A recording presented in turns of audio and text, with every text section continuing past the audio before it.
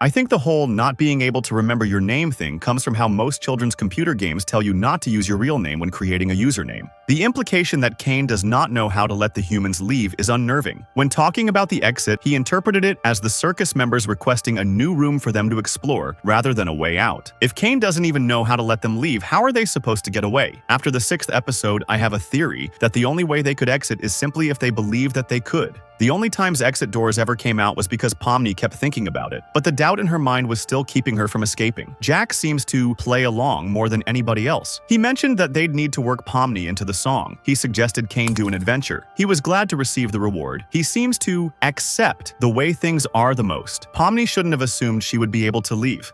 Now we both look foolish. While Ragatha is glitching, her eyes start playing Pong with her nose. I love this animation. Did you notice that at 7:32 when Gummigoo looked out the window, the other guy put his chin on Gummigoo's back? It's so adorable. I like how you can see Pomni's anxiety and fear of being seen as nothing melt away when she realizes how much the rest of them care about each other, including herself. The funeral proved her own nightmare wrong. And while she is stuck here, she doesn't have to be secluded and alone. I wonder if Kinger's keeping his eyes closed so that he can try to be as coherent and sane as he can be for the funeral. What really makes this hurt more with context is knowing in future episodes, Gangle only likes to draw the people she feels close with, and knowing Kaufmo liked to joke, he would probably help cheer Gangle up every time her comedy mask broke. They've even got little candy bugs here. It's so beautiful. Hit so hard after episode 3 and learning about his wife. Love how from 2059 to 2127, the other two crocodiles are doing the weirdest default animations the animators could have possibly chosen, and a different one in each shot. Jax is the only circus member who isn't seen grabbing Pomni's hand. It's not really surprising considering his actions towards her in this episode, so it's no wonder why Pomni wouldn't think he has her back. Although Ragatha, Gangle, Kinger, and Zubul all grab onto Pomni's hand, it's Ragatha's hand who Pomni grabs onto.